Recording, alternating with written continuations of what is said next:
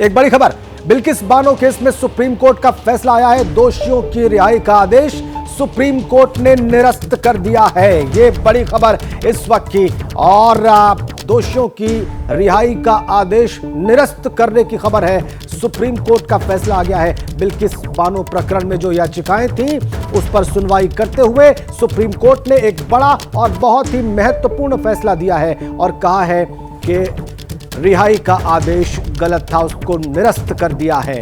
ये बड़ी खबर, बड़ी अपडेट। बिल्किस बानो केस में जिन 11 दोषियों की समय से पहले रिहाई हुई थी, उनको लेकर यह बड़ा फैसला है सुप्रीम कोर्ट का।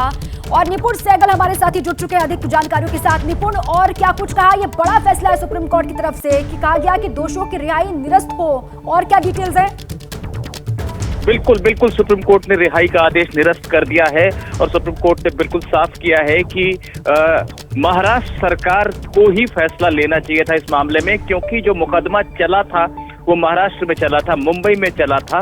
इसलिए गुजरात सरकार को आवेदन देना आरोपियों की तरफ से, दोषियों की तरफ से, और गुजरात सरकार का फैसला लेना तकनीकी रूप से गलत था। यानी इसका सीधा मतलब ये होता है कि 15 अगस्त 2022 को जो रिहाई हुई थी इन दोषियों की, वो निरस्त हो गई है और इन्हें वापस जेल जाना पड़ेगा और अपनी फरियाद रखनी पड़ेगी महाराष्ट्र सरकार के सामने रिहाई के लिए। ये आप बड़ी महत्वपूर्ण जानकारी दे रहे हैं निपुण। ये तकनीकी आधार पर इसका मतलब समझा जाए कि तकनीकी आधार पर इस रिहाई के आदेश को निरस्त किया है सुप्रीम कोर्ट ने? बिल्कुल तकनीकी आधार पर निरस्त किया है और सुप्रीम कोर्ट ने यह भी कहा है कि 13 मई 2022 को हमने ही आदेश दिया था कि गुजरात सरकार विचार करे रिहाई पर। लेकिन यह जो आदेश दिया गया था वो उसमें तथ्यों को छुपाया गया था याचिकाकर्ता की तरफ से, यानी जो जेल में बंद दोषी थे उसकी तरफ से, और गलत जानकारी दी गई थी जिसके चलते यह आदेश हासिल किया गया। इसलिए वो आदेश भी निरस्त किया जा रहा है। यानी सुप्रीम कोर्ट के आदेश पर ही रिहाई हुई।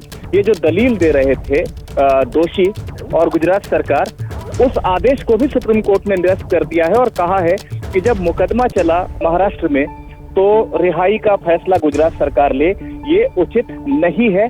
और इस तरह से सुप्रीम कोर्ट ने रद्द कर दिया है उस फैसले को और तकरीबन 1.5 साल बाहर रहने के बाद बिल्किस के सभी दोषी 11 दोषी वापस उनको जेल जाना पड़ेगा। और निपुण, ये कितना बड़ा झटका है गुजरात सरकार के लिए? निश्चित रूप से गुजरात सरकार के लिए बहुत बड़ा झटका है, क्योंकि न सिर्फ उसने रिहाई की थी बल्कि ये दलील भी दी थी कि हमने सुप्रीम कोर्ट के ही आदेश पर रिहाई की और तमाम तकनीकी प्रक्रिया का पालन किया है। लेकिन गुजरात सरकार को ये एक तगड़ा झटका लगेगा इस बात से, क्योंकि उसका अधिकार ही नहीं है, ये सुप्रीम कोर्ट ने होल्ड किया है। तो निश्चित रूप से क्योंकि सरकार के पास तमाम कानूनी जानकार होते हैं, तमाम पैनल होता है, उसने ये सलाह नहीं दी गुजरात सरकार को और गुजरात सरकार यहाँ पर स्टैंड लेती रही कि हम रिहाई कर सकते थे और हमने किया है।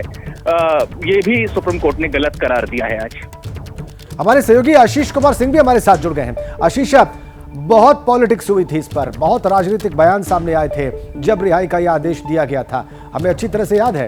और अब ये आदेश सुप्रीम कोर्ट ने निरस्त कर दिया है, तो इसमें जो पॉलिटिकल एस्पेक्ट्स हैं, इसके जो राजनीतिक आयाम हैं, आइए उस पर बातचीत करते हैं। आशीष, देखिए, सबसे पहले तो जो मुझे लगता है मुख्य पीड़िता थी, उनको एक तरह से हम कह सकते हैं कि उनका स्टैंड विंडिकेट हुआ है, उनको कहीं ना कहीं जस्टिस दिया है सुप्रीम कोर्ट ने। अभी निपुण बता रहे थे कि किस तरह से सुप्रीम कोर्ट ने इस बात को भी मान लिया कि हमने जो पहले फैसला दिया था, हमें ही अंधेरे में रखा गया था जो आरोपी थे उनके द्वारा। तो कम से कम वो ये भी सिद्ध करता है कि शायद सुप्रीम कोर्ट ने पहले ही ऐसा फैसला नहीं दिया होता। मुझे लगता है ये स्ट्रॉन्ग इंडाइटमेंट है। निश्चित तौर पर इसको लेकर के बहुत पॉलिटिक्स हुई थी और कहीं ना कहीं पॉलिटिकल पॉइंट स्कोर करने की कोशिश की गई थी भारतीय जनता पार्टी और उसके समर्थकों द्वारा। ये तक दिखाया गया था, हमने देखा था कि जिस तरह से जो आरोपी जब बाहर निकले थे जेल से, उनकी रिहाई हुई थी, उसके बाद बाकायदा उनकी गारलैंडिंग हुई थी, उनको लड्डू खिलाए गए थे।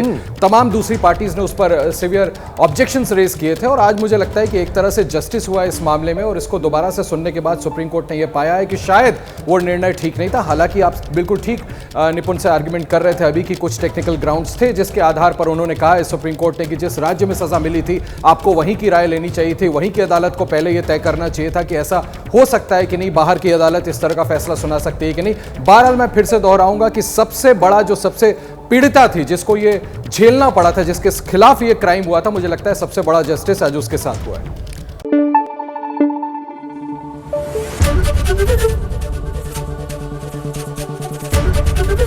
एबीपी न्यूज आपको रखे आगे।